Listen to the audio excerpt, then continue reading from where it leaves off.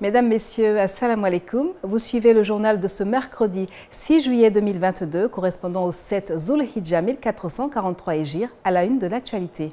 Le Hajj entre demain dans sa phase active. 1 million de musulmans venus des 4 coins du monde sont au rendez-vous cette année. Nos envoyés spéciaux nous offrent une visite guidée de la grande mosquée de la Mecque. Reportage à suivre dès l'entame de ce journal. Le marché du bétail est suffisamment approvisionné à moins de 72 heures de la Tabaski. C'est l'assurance faite par les autorités ivoiriennes lors du lancement de la foire de la Tabaski. Plus de 70 000 bêtes sont disponibles. À la une également, la rue maintient la pression sur la junte militaire au Soudan. Au 7e jour des manifestations, les membres civils du pouvoir ont été limogés.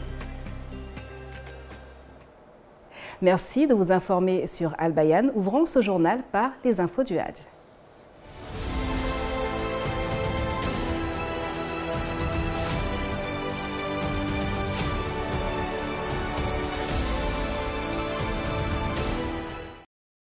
La mosquée sacrée de la Mecque, encore appelée Masjid al-Haram, qui abrite la Kaaba, est visitée chaque année par des millions de musulmans qui s'y rendent pour accomplir le Hajj, 5e pilier de l'islam. Depuis quelques années, elle est en chantier afin d'accueillir les millions de fidèles venus du monde entier. Visite guidée par nos envoyés spéciaux, Kamagate Al-Hassan Habiboullah et Kanate Kassoum.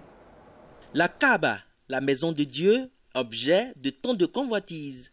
Chaque jour, des centaines de milliers de fidèles observent le tawaf, le tour de ce sanctuaire en forme cubique.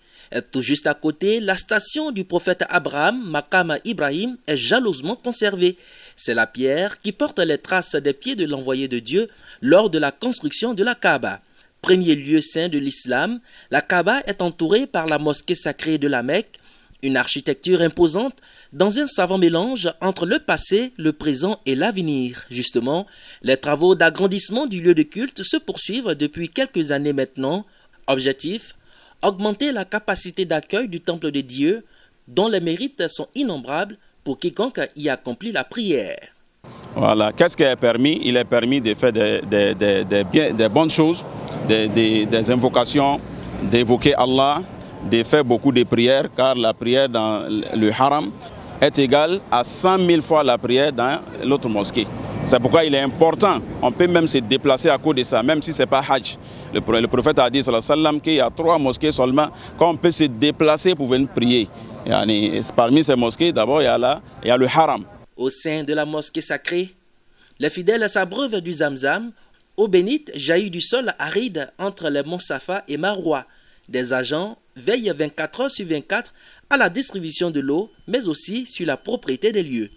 D'une superficie de plus de 400 000 m² et ses 7 minarets, la Masjid al-Haram est la plus grande mosquée au monde, avec une capacité d'accueil de plus de 2 millions de fidèles durant la période du Hajj. Et voilà d'autres informations sur le Hajj 2022 demain, Inch'Allah.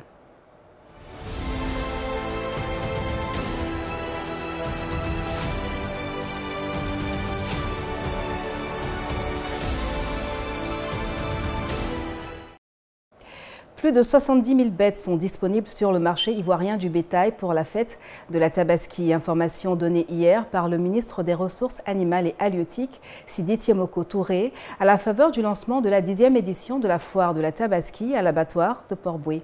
Suivant les précisions d'Abdoulakim Odouloye.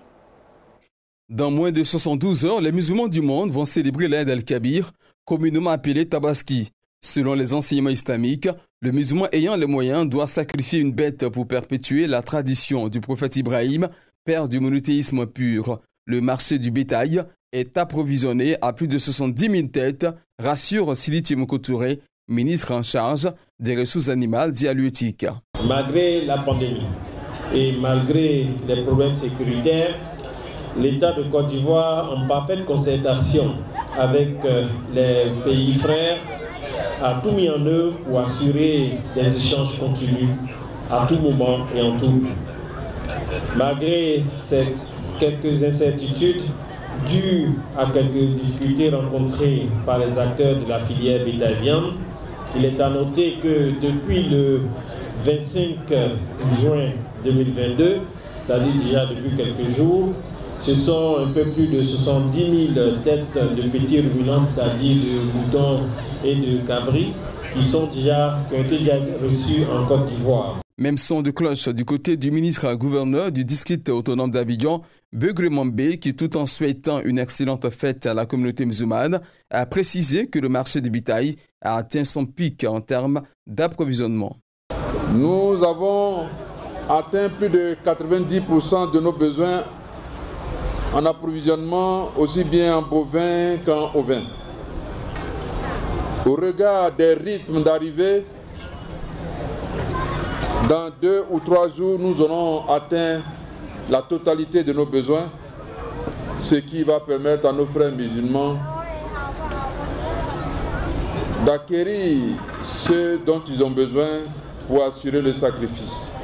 Le marché ivoirien du bétail génère chaque année pas moins de 15 milliards de francs CFA à l'occasion de la fête de la Tabaski, une célébration qui intervient le 10 Zulhijja, au lendemain du stationnement de Arafat, point culminant du Hajj, 5e pilier de l'islam.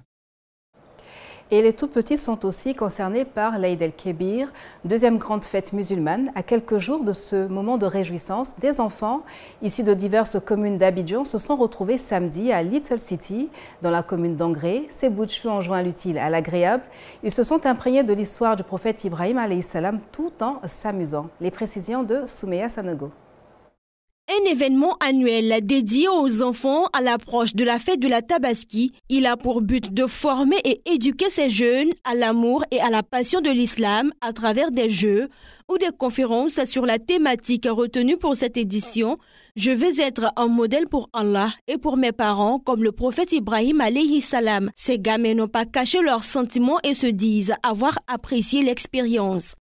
J'ai aimé les questions, les histoires, tout ce qu'on raconte, les bonnes manières, tous les trucs quoi. J'aime ça parce que ça motive les enfants à aimer notre religion. Une mission que s'est assignée l'association Muslim Baby, initiatrice de ce rassemblement. Notre slogan c'est apprendre l'islam en s'amusant. Nous voulons amener l'enfant à utiliser la méthode du jeu pour apprendre leur religion et leur inculquer des valeurs dès le berceau. Parce que nous estimons qu'un enfant éduqué dès le bas âge, c'est un équilibre pour la société. Et quoi de mieux que d'inclure la religion dans cette éducation-là, depuis le début. Les parents d'enfants félicitent les organisateurs pour cette journée remplie d'enseignements à l'endroit de leurs babins. Ils ont aussi profité de cette lucarne pour faire des recommandations. Je pense que c'est la bienvenue pour donner une éducation islamique aux enfants. Et puis c'est un cadre ludique, c'est-à-dire on lie la formation, l'éducation au jeu pour les enfants. Les initiateurs ont prévu pour les futures éditions de nouvelles activités. Cette cérémonie a aussi été meublée par des contes et des découvertes de métiers et un repas a mis fin à la cérémonie. Dans la ville de Saint-Fra, en prélude à la fête de la Tabaski, la jeunesse s'entraîne à la pratique de la danse d'eau, une sorte de danse de réjouissance qui s'exécute avec un fouet.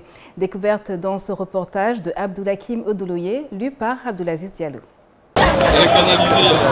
Il est 22 heures passées et le principal rond-point de la ville de Saint-Fra est très animé, comme tous les samedis. Le do, danse d'origine koyaka, est devenu un phénomène dans la ville.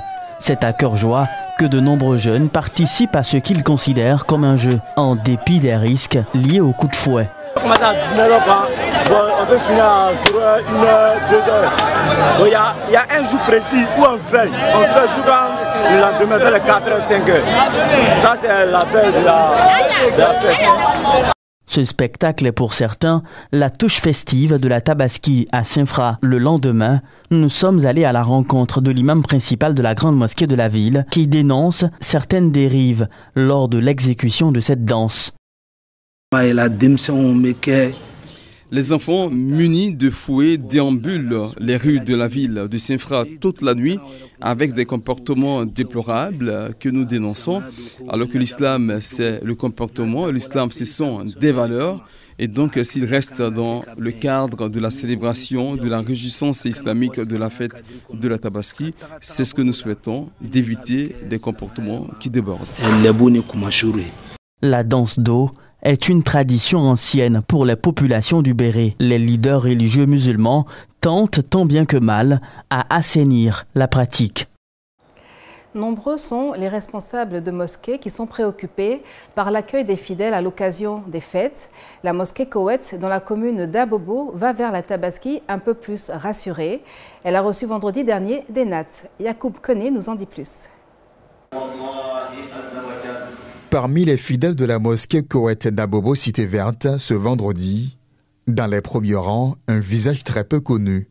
L'invité surprise, Alioune Bakayoko, perpétue une tradition du défunt maire de la commune, Ahmed Bakayoko, qui sillonnait les lieux de culte les vendredis pour apporter une réponse à des besoins identifiés. Alioune et son organisation Al-Bak Forever ont apporté des nattes pour permettre à la mosquée d'offrir suffisamment d'assises aux fidèles le jour de la Tabaski. Très souvent, pendant cette période, les mosquées ont des difficultés pour célébrer réellement cette fête. Alors c'est dans ce sens que j'ai décidé de m'y rendre ici, chez moi, à Abobo, pour faire quelques dons de nattes à prière ainsi que des bouloirs. Nous avons une centaine de mètres de nattes à prière, aussi une centaine de bouloirs. La joie du guide du lieu de culte s'est traduite par des prières à l'endroit du donateur. L'imam Bamba Abdallah n'a pas manqué de lui prodiguer des conseils. Ahmed Bakayoko était un exemple pour tout le monde. Donc si notre frère est arrivé, je veux qu'il tire des leçons sur le parcours de son père. Comme il vient de le commencer, c'est ce que le maire Ahmed Bakayoko avait commencé. Je l'encourage aussi, il n'a qu'à œuvrer. Inch'Allah, Dieu va lui montrer, Dieu va le faire sortir dans l'ombre. C'est l'œuvre qui fait ça.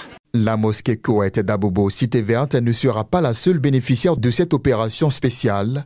Alioune Bakayoko et son équipe ont promis de visiter une autre mosquée vendredi prochain. Et avant de refermer les portes de cette édition, je vous propose de faire un tour d'horizon de l'actualité africaine en 1 minute, un sujet réalisé par nos confrères de La Voix de l'Amérique. Au Soudan, le général putschiste Abdel Fattah al-Burhan a limogé mercredi les membres civils du pouvoir soudanais au 7e jour d'une nouvelle vague de mobilisation dans la rue des pro-démocraties qui entendent durcir leurs bras de fer avec une armée quasiment toujours au pouvoir depuis l'indépendance. Au Nigeria, des hommes armés ont attaqué mardi soir un convoi transportant des membres de la sécurité du président Muhammadu Buhari qui n'étaient pas dans le convoi. Les assaillants ont ouvert le feu sur plusieurs véhicules, blessant 2 personnes. Une approche militaire est insuffisante pour mettre un terme à l'insurrection violente des Chebabs, a déclaré le nouveau président somalien Hassan Sheikh Mohamedou, soulignant toutefois que son gouvernement ne négocierait avec le groupe djihadiste que lorsque le moment sera jugé opportun. L'Afrique du Sud s'est recueillie mercredi lors d'une cérémonie en mémoire des 21 adolescents retrouvés morts dans une taverne. Plus de 1000 personnes, dont le président Cyril Ramaphosa et de nombreux élus ont participé à cet office organisé. Et voilà qui met un terme à ce journal préparé par l'ensemble de la rédaction. Merci de l'avoir suivi. Très belle soirée sur la télévision Al Bayan. Wassalamu alaikum wa rahmatullahi ta'ala wa barakatuhu.